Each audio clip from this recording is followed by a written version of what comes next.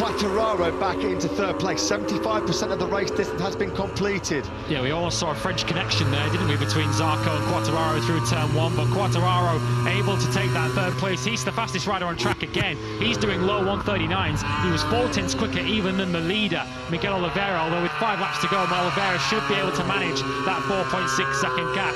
Is Zarco going to have another go? He's not been able to make these overtakes cleanly so far. He has a little look at the inside of Quartararo, but has to stay in 4th position for now. Yeah, cracking battle this, raging for 2nd place here in Indonesia. It's still Avantis Miller. He's doing a great job. The French resistance going on here. He can't resist anymore though, can he? Quartararo up the inside into turn 12. This has been a brilliant recovery by Fabio Quartararo. His last 5 or 6 laps have been sensational. The world champion's ride from the world champion.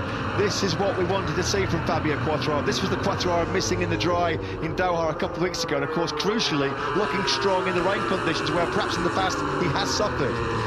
Darren Binder up to 8th position now. He's picked off Luca Rooney. I think that's where his progress may end. He's got 10 seconds up to Franco Morbidelli in 7th position. Brad Binder, he's dropped back to 11th now, which could keep Enea Bastianini in the lead of the World Championship. He's in 14th. He's just gone past Pecco Bagnaia, who's having a nightmare in these closing stages. Quartararo's got some serious pace at the moment. He's just on another 139 flat. That was 9/10 of a second clear of Jack Miller. PB laps coming in from Rins and Mir, the 2 Suzuki men finding a bit of late speed as well. Can Alex Rins somehow force his way back into this podium battle? Of course, he will want to collect the points. There was a lot of missed opportunities for Rins over the last couple of years. This is a really big, intense battle for 8th spot, and it is being led by the superb rookie Darren Binder. Alex Marquez picks off Bastianini was trying to get on the inside of Alex Marquez into turn 1 and overcooked it into turn 1, but the top 2 in the championship are in the thick of this battle. There is Brad Binder. Here comes Johan Zarco, then once again having a look, but he just cannot outbrake Jack Miller into turn 10. He gets up, but Miller outbreaks himself, and that's just the opportunity Zarco needs. He'll have the inside now into turn 11, and that should be enough for him to move into 3rd place finally. I just had my heart in my mouth there because we didn't see Fabio Quartararo. I was thinking, oh no, what's happened to the world champion? But he's put clear daylight now between himself and this battle for 3rd place. Zarco from Miller. Quartararo in this lap alone. Whoa, there's a moment there through 13 for Jack Miller, right foot off the peg.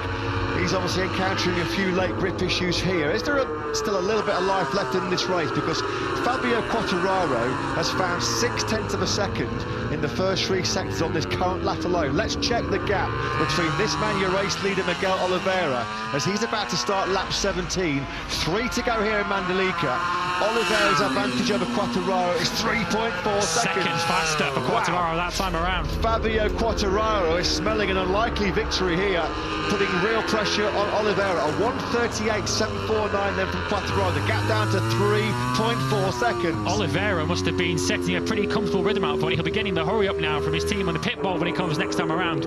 We'll now see if Oliveira does have some more pace in hand or whether he's at his limit, just setting the pace he is. Because KTM will now be alerting Oliveira to the news that he's losing a second a lap to Fabio Quartararo in 2nd place. Can he now respond with 3 laps to go and a second a lap? Quartararo could be there on the final lap of this Grand Prix.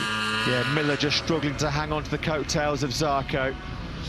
Oliveira's held station through the 1st sector. He's kept that gap to 3.4 seconds. Of course, he wasn't running a slow pace. He was managing it pretty well as Quartararo there is faced through that clear visor. A picture of concentration. You can see Miguel Oliveira coming back to him. In fact, Quartararo's really strong in sector 2.